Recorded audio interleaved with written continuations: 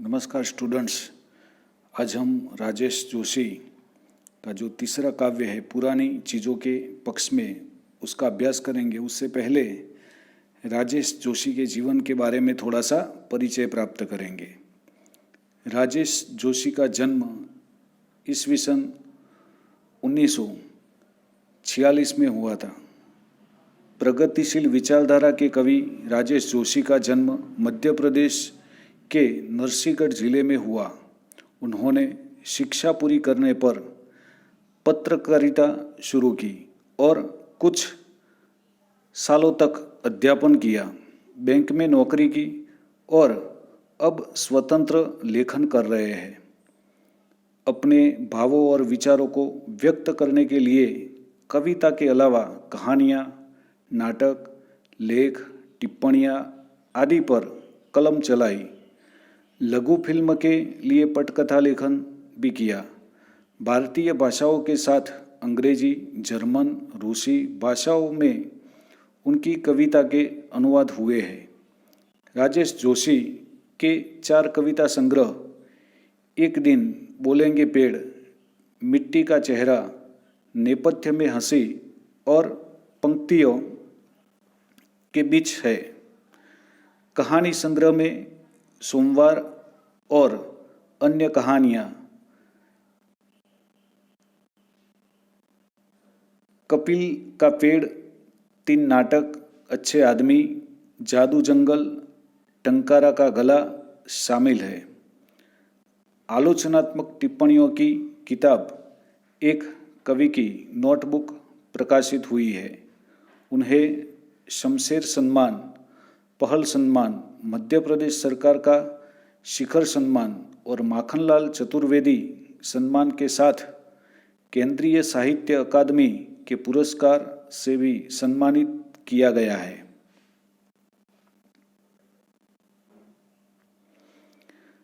राजेश जोशी की कविता में स्थानीय बोली, बानी, मिजाज और मौसम सभी कुछ व्याप्त है। प्रस्तुत कविता में सच के साथ मनुष्यता को बचाए रखने के लिए निरंतर संघर्ष करता मिलता है। आधुनिकता के बढ़ते कदम से दुनिया के नष्ट होने का खतरा जितना प्रबल है, उतना ही जीवन की संभावना की खोज में कवि बेचैन है। तो अब देखते हैं पुरानी चीज़ों के पक्ष में। अब हम पुरानी चीज़ों के पक्ष में काव्य की चर्चा करेंगे। कितनी ही बदल जाए यह दुनिया, काम आती रहती है लोगों के कुछ पुरानी चीज़ें हर वक्त। नानी की कहानियाँ और दादी के घरेलू इलाज के नुस्खे काम आते रहते हैं, जैसे सदियों पुराने पहाड़ और प्राचीन और स्मृतियाँ उनके किनारे बसी सभ्यताओं की। तो यहाँ पर कवि राजेश जोशी बताना चाहते हैं कि कितनी ही चाहे बदल जाए दुनिया, ये दुनिया कितनी आधुनिक क्यों ना हो जाए, उसमें दिन प्रतिदिन परिवर्तन क्यों ना आता रहे, लेकिन कुछ बातें पुरानी ऐसी होती है, कुछ चीज़ें ऐसी होती है, कुछ परिस्थितियाँ या वस्तुएं ऐसी होती है जो आज के युग में भी इंसान को सदा के लिए हेल्पफुल यानी कि मदद रूप बनी रहती है, उसके काम में आती है। जैसे नानी की कहानियाँ और दादी के घरेलू इलाज के नुस्खे। आज हम सब जानते हैं कि प्राइमरी से लेकर 12वीं कक्षा तक हम तरह तरह की जो कहानियाँ आती है उसका अभ्यास करते हैं। तो ये ज़्यादातर कहानियाँ हैं पंचतंत्र या तो हितोपदेश से ली गई है। अब ये तो बहुत पुरानी है, लेकिन फिर भी वो कहानियाँ आज हमारे काम में आती है, क्योंकि उसमें जो अनुभवजन्य ज्ञान है वह आज भी मौजूद है और आज भी लोगों के लिए उपयोगी है। तो नानी की कहानियाँ चाहे कितनी ही पुरानी क्यों ना हो, आज भी काम में आती है। दादी के घरेलू इलाज के नुस्खे आज भी अगर हम घर में बीमार हो जाते हैं। मान लो कि आज ये जो कोरोना की महामारी चल रही है, तो उसके लिए तो कोई दवा है नहीं, तो हम ज़्यादातर क्या करते हैं, काढ़ा ही पीते हैं, हल्दी पीते हैं। अगर चोट लगती है, घाव लगता है, तो उस पर थोड़ी सी हल्दी लगाते हैं। तो ये जो दादी के घरेलू इलाज के नुस्खे हैं, वही आज काम में आते हैं, काम आते रहते हैं, जैसे सदियों पुराने पहाड़ और प्राचीन और स्मृतियाँ उनके किनारे बसी सभ्यताओं की। आज हम कितने ही आगे क्यों ना हो, लेकिन कई ऐसी सभ्यताएं जो प्राचीन, जो आज मिट चुकी है, अगर हम उनका अभ्यास करें और देखें, तो हम मानेंगे कि आज भी हम उनके जैसे आगे नहीं बढ़ पाए हैं। उनकी सतह तक आज भी हम नहीं पहुंच पाए हैं। तो जो पहाड़ है, नदियों के किनारे जो बड़ी बड़ी सभ्यताएं, वह आज भी न होने के बावजूद भी हमारे लिए उपयोगी है। हम ये जो हड़प्पन संस्कृति या तो सिंधु सभ्यता की बात करते हैं, तो हमने देखा है कि उनकी जो गटर व्यवस्था थी, उनकी जो स्वच्छता के लिए ऐसी नगर व्यवस्था थी कि ये जो बाजार का जो कूड़ा है, कचरा है, वह अपने आप साफ हो जाता था। तो आज भी इतने आगे हम बढ़ चुके हैं, लेकिन हम वहाँ तक नहीं पहुँच पाए हैं। तो आज भी वो संस्कृतियाँ, वो पहाड़, वो स्मृतियाँ, वो सब सभ्यताओं की हमारे लिए उपयोगी है।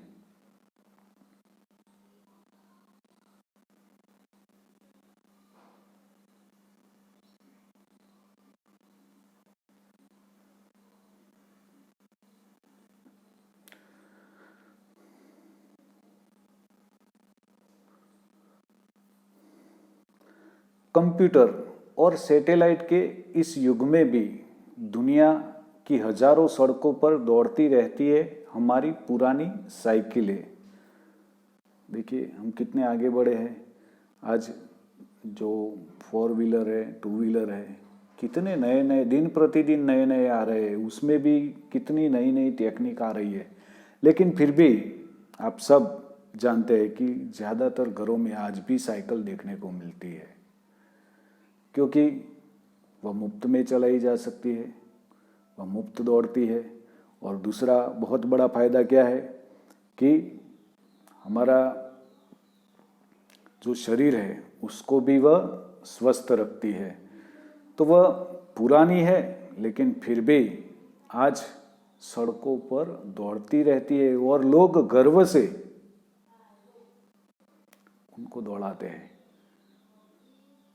ब्रिटेन के प्रधानमंत्री तो खुद साइकिल लेकर वे संसद में जाते थे।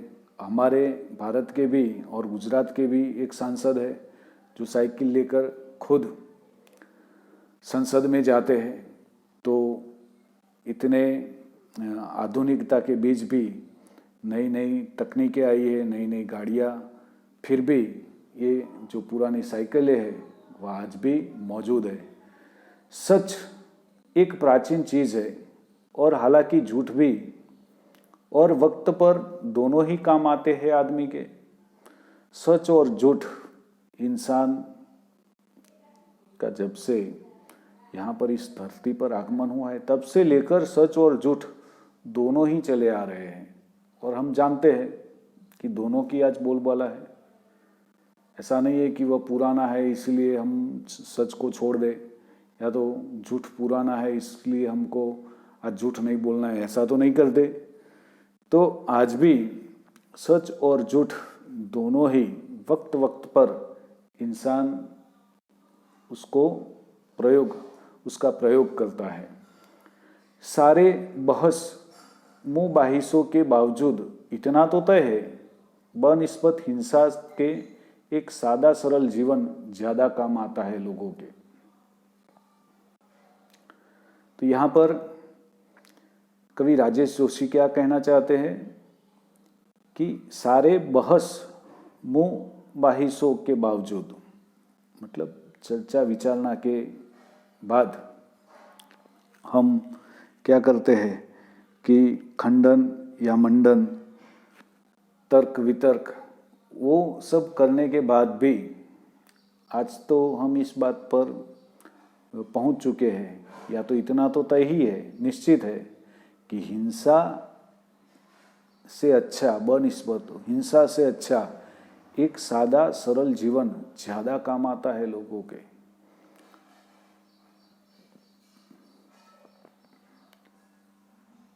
अब देखिए कि हम बहुत सारी प्रगति कर चुके हैं और उसके कारण ज़्यादातर हर जगह हमको हिंसा, अत्याचार, अनाचार, दुराचार ऐसी चीज़ें जगह जगह पर देखने को मिलती है। लेकिन जो प्राचीन सादा और सरल जीवन था वो आज भी हमारे लिए उपयोगी है, और अभी कुछ समय पहले उसका हमने अनुभव भी किया कि ये जो कोरोना काल चल रहा है और उसके कारण इतनी आधुनिकता, इतनी तकनीक, इसके बावजूद भी हमें अपने घरों में बंद होना पड़ा।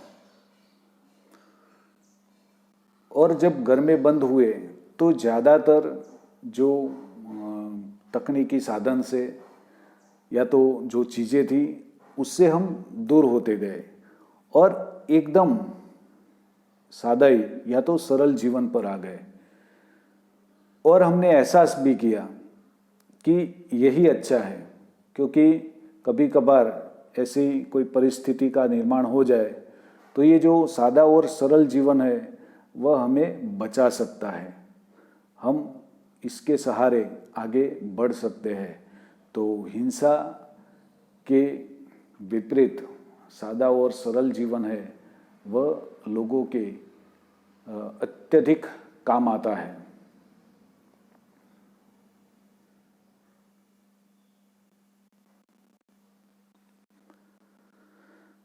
हत्यारों का शोर इसलिए ज़्यादा है कि वे संगठित है। हमने ज़्यादातर देखा है कि जो लोग हिंसा या तो हत्या आदि करते रहते हैं वे लोग ज़्यादा संगठित होते हैं, उनका संगठन बहुत मजबूत होता है, या तो उनकी संख्या भी ज़्यादा होती है। लेकिन हमने ये भी देखा है, आपने देखा होगा महाभारत, कौरव कितने संगठित थे, कितना दुराचार, कितना अत्याचार करते थे, लेकिन आपने उनसे देखा कि ज़्यादातर उनको ही क्षति या तो हानि पहुंची है। हमने रामायण देखी, उसमें भी हमने देखा कि रावण और उनके जो मित्र, उनके जो भाई, वो सब कितने संगठित थे और कितनी गलत बातों को अंजाम देते थे, फिर भी वो टिक नहीं पाए। तो ऐसे लोग ज़्यादातर टिक नहीं सकते, मानो कि वो संगठित क्यों ना हो। आपने बापू को ही देखा होगा, एक अकेला आदमी इतने बड़े सल्तनत के खिलाफ खड़ा हो जाता है तो अंग्रेजों को यहाँ से भागना पड़ता है, चाहे वह कितने ही संगठित क्यों ना हो। दुब कब कम शोर मचाती है वृक्षों से। दुब यानी कि एक घास, लोचेदार घास, दुर्वा वृक्ष। तो जब पवन, आंधी आती है तो वृक्ष ऐसे इधर से उधर हिलते हैं और शोर मचाते हैं, शोर खड़ा कर देते हैं। लेकिन जो जमीन पर रहने वाली घास, आपने उसे देखा होगा कि वह बिल्कुल शोर नहीं मचाती, वह शांत रहती है, थोड़ी सी हवा के कारण इधर उधर हिलती है पर ज़्यादा शोर नहीं मचाती है। और आपने उसका अंजाम भी देखा होगा कि जो वृक्ष होते हैं ज़्यादा हवा के कारण उखड़कर नीचे गिर पड़ते हैं, जबकि वही हवा, वही तेज आंधी इस दुब यानी कि दुर्वा घास का कुछ नहीं बिगाड़ सकती।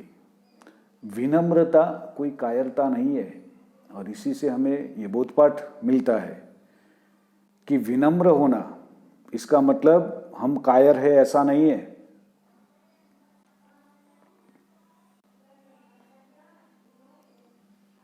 विनम्र व्यक्ति कोई भी मुश्किल काम आसानी से करवा सकता है।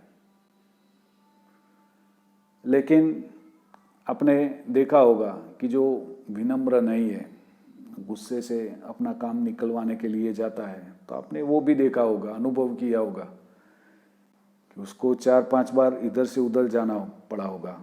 और आप विनम्रता से जाते हैं और किसी से काम निकलवाना है, ये मुझे काम है, ऐसा है, तो आसानी से काम हो जाता है। तो विनम्रता का मतलब हम कायर है ऐसा नहीं है। नई नई मूर्खताओं के बावजूद बची रहती है पुरानी समझदारियां। नई नई मूर्खताओं के बावजूद बची रहती है पुरानी समझदारियां। आज हमने देखा कि इंसान इतना आगे बढ़ा, उसने दिन प्रतिदिन इतनी तरक्की की, वैज्ञानिक संशोधन की, और उसके कारण आज आप जानते हैं कि वह कहाँ से कहाँ तक पहुँच गया है। और इसी के कारण वह मूर्खताएं कर बैठता है, एक दूसरे के खिलाफ युद्ध, लड़ाई झगड़े आदि कर बैठता है। तो इतना आगे बढ़ा, लेकिन फायदा क्या हुआ? फायदा तो कुछ हुआ ही नहीं, ये तो और ज़्यादा नुकसान पहुंचा रहा है। हमने अणु बम बनवाया, तो फायदा क्या हुआ? इससे तो लाखों लोगों की हमने जान ली। तो ये जो नई नई मूर्खताएं हैं, उसके कारण हम दूसरों को क्षति ही पहुंचा सकते हैं, हानि ही पहुंचा सकते हैं, किसी को फायदा नहीं करवा सकते हैं। और पुरानी समझदारियां, बौद्ध का उपदेश देखिए, राम की प्रेम भक्ति देखिए, कृष्ण की प्रेम भावना, राम का दया भाव, सब देखिए आप, तो वो समझदारियां ऐसी है कि लोगों को जोड़ने का काम करती है, लोगों को एक करने का काम करती है, और लोगों को नुकसान कम और फायदा ज़्यादा पहुंचाती है। और इसीलिए कहा है कि नई नई मूर्खताओं के बावजूद बची रहती है पुरानी समझदारियां। स्मृतियों में बची रहती है थोड़ी सी टीस और थोड़ी सी मिठास। स्मृति यानी कि याददाश्त, उसमें क्या बचा रहता है? थोड़ी सी टीस। टीस यानी कि रह रहकर उठने वाली पीड़ा। तो हमारी जो स्मृतियां है, याद है, उनमें रह रहकर होने वाली पीड़ा बच जाती है, और थोड़ी सी मिठास, मतलब जो प्रेम भाव है, चाह है, लगाव है, वह सदा बना रहता है। तो इस काव्य के जरिए राजेश जोशी हमें क्या बताना चाहते हैं कि जो पुरानी कई चीज़ें ऐसी है, कई वस्तुएं ऐसी है, कई बोधपाठ ऐसे हैं, कई कहानियाँ ऐसी है जो आज भी इतने हम आगे बढ़ चुके हैं, फिर भी वह हमारे लिए उपयोगी है। और आधुनिक काल में ऐसी भी कई चीज़ें हैं जो हमें त्यागने योग्य है, छोड़ने योग्य है। उससे फायदा नहीं, नुकसान ही नुकसान। अब हम स्वाध्याय का अभ्यास करेंगे। सही विकल्प चुनकर निम्नलिखित प्रश्नों के उत्तर दीजिए। पहला प्रश्न है, इनमें से किसकी कहानियां पुरानी है?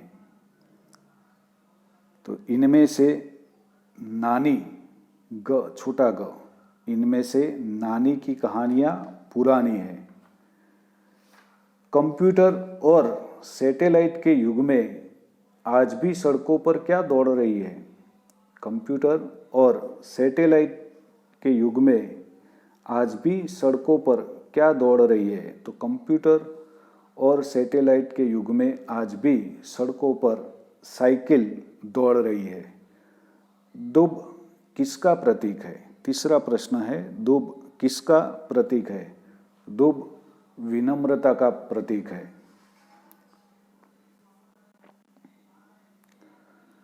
चौथा प्रश्न, सारे विवाद का केंद्र स्थान कौन सी बात है? सारे विवाद का केंद्र स्थान कौन सी बात है? तो सारे विवाद का केंद्र स्थान सच और झूठ दोनों है। सच और झूठ दोनों है। पांचवा प्रश्न, कुछ पुरानी चीजों के पक्ष में कविता में कवि का रुझान किन चीजों की ओर है? कुछ पुरानी चीजों के पक्ष में कविता में कवि का रुझान किन चीजों की ओर है? तो यहाँ पर कवि का रुझान पुरानापन की ओर है।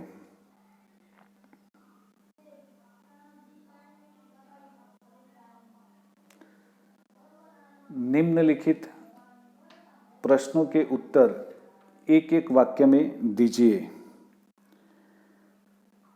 पहला प्रश्न, कुछ पुरानी चीजों के पक्ष में कविता में कवि ने किन चीजों के मद्देनजर अपनी बात कही है? तो पुरानी चीजों के पक्ष में काव्य में कवि ने जो पुरानी होकर भी हर वक्त इंसान के काम आती है, इन चीजों के मद्देनजर अपनी बात कही है। बीमार पड़ने पर आज भी क्या काम आता है? बीमार पड़ने पर आज भी क्या काम आता है? तो बीमार पड़ने पर आज भी दादी के जो घरेलू नुस्खे थे वह काम में आते हैं। कुछ पुरानी चीजों के पक्ष में आधुनिकता की परिचायक कौन सी चीजें हैं? कुछ पुरानी चीजों के पक्ष में आधुनिकता की परिचायक कौन सी चीजें हैं? तो पुरानी चीजों के पक्ष में झूठ और सच, अहिंसा, विनम्रता और कुछ पुरानी समझदारियाँ जैसी चीजें आधुनिकता की परिचायक है। कवि राजेश जोशी कौन सी चीज स्मृतियों में शेष रहने की बात कहते हैं? कवि राजेश जोशी कौन सी चीज स्मृतियों में शेष रहने की बात कहते हैं? कवि राजेश जोशी जो थोड़ी सी टीस, मतलब कि रह रहकर होने वाली पीड़ा और थोड़ी सी मिठास स्मृतियों में शेष रहने की बात कहते हैं। निम्नांकित प्रश्नों के उत्तर 5-6 वाक्यों में दीजिए। आपको खुद वो प्रश्न तैयार करने हैं। आशय स्पष्ट कीजिए। विनम्रता कोई कायरता नहीं है। यहाँ पर अगर आप विनम्र है तो इसका मतलब ये नहीं है कि आप कायर है, क्योंकि हर समय क्रूरता, हिंसा के सामने विनय की जीत होती है, विनम्रता की जीत होती है। हाँ, शर्त यह है कि विनम्र व्यक्ति सबल होना चाहिए। अगर वह सबल है तो उसकी विनम्रता को कभी कायरता में नहीं गिना जा सकता, जैसे कि महात्मा गांधी जी। दूसरा, बनिस्बत हिंसा के एक सादा सरल जीवन ज़्यादा काम आता है लोगों को। तो हिंसा, यहाँ पर कोई भी प्रश्न हो, कोई भी समस्या हो, उसका हल नहीं हो सकता। और हिंसा से कोई भी समस्या, उसको हम सुलझा नहीं सकते, वरन ऐसा होता है कि वह समस्या और भी जटिल और मुश्किल हो जाती है। उसके विपरीत सादा और जो सरल जीवन है, जो हमें प्राचीन परंपराओं से मिला हुआ है, उसके कारण हम सुख, शांति, चैन और अमन से रह सकते हैं और अपना जीवन निर्वाह कर सकते हैं। और इसीलिए यह हिंसा के बजाय सरल और सादा जीवन बहुत ही अच्छा है।